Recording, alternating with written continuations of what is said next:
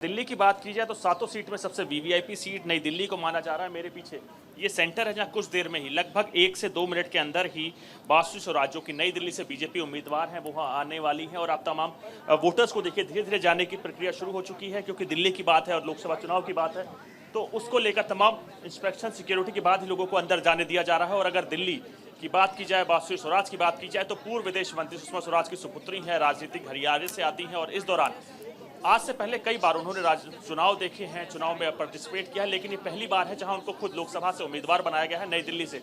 और आपने देखा पूरे इलेक्शन में कहीं ना कहीं वो अपने ही अंदाज में राजनीति करने से लेकर बयान देने को लेकर लगातार विपक्ष में मुखर रही हैं। और कुछ देर में बासु स्वराज लगभग 1 मिनट के आसपास यहाँ आने वाली हैं, जो अपने पिता के साथ आएंगी। और इस बार यानी इस लोकसभा चुनाव यानी जो कहते हैं भारत को मदर ऑफ डेमोक्रेसी, जो लोकतंत्र की जननी, उसमें अपना पार्टिसिपेट करेंगे। और कहीं ना कहीं वो चीज़ों को लेकर आप देखिए गाड़ी पहुंच चुकी है, बासु स्वराज अपने पिता के साथ आ चुकी हैं और कुछ देर में ही वो अपने मत का इस्तेमाल करेंगी। सामने देखिए वो गाड़ी है जहां सामने आपको दिखेंगी बासु स्वराज आ चुकी हैं अपने पिता के साथ। लोकतंत्र की बात की जाए तो ये खूबसूरती है इस लोकतंत्र की कि इसको मदर ऑफ डेमोक्रेसी कहा जाता है। 2024 का चुनाव, 2024 का लोकसभा चुनाव उस पड़ाव पर आ चुका है जहां पर दुनिया आज भारत को देखती है। और देखिए नई दिल्ली से बीजेपी उम्मीदवार बासु स्वराज अपने पिता के साथ आई हैं और वो अपने वोट देने को लेकर आगे बढ़ रही हैं। और आप इसको लेकर तमाम चीज़ें समझ सकते हैं, उनसे भी जानेंगे क्या मुद्दे रहे हैं उनके, जिनसे वो बात करेंगी और उसके साथ साथ किन मुद्दों पर वो वोट डालेंगी। तो कहीं ना कहीं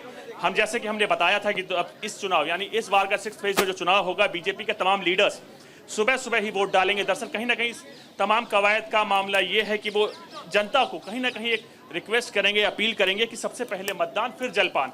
यही कारण है कि लोकसभा से ईस्ट दिल्ली के उम्मीदवार हर्ष मल्होत्रा जाके वोट डाल चुके हैं, बासु स्वराज पहुंच चुकी हैं। कुछ देर में ही वीरेंद्र सचदेवा दिल्ली प्रदेश अध्यक्ष वो भी पहुंचेंगे और चंदौलिया से लेकर तमाम वो उम्मीदवार हैं जो धीरे धीरे पहुंचेंगे।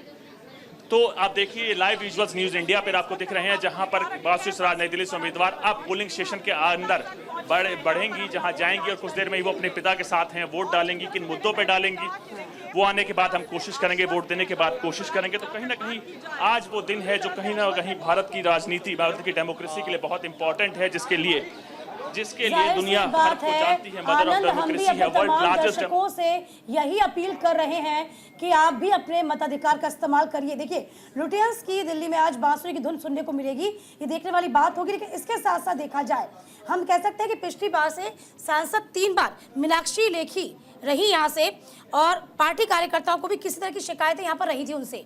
बासु स्वराज को इस वक्त मौका मिला, तो क्या लगता है कितने उनके चांसेस नजर आ पा रहे हैं?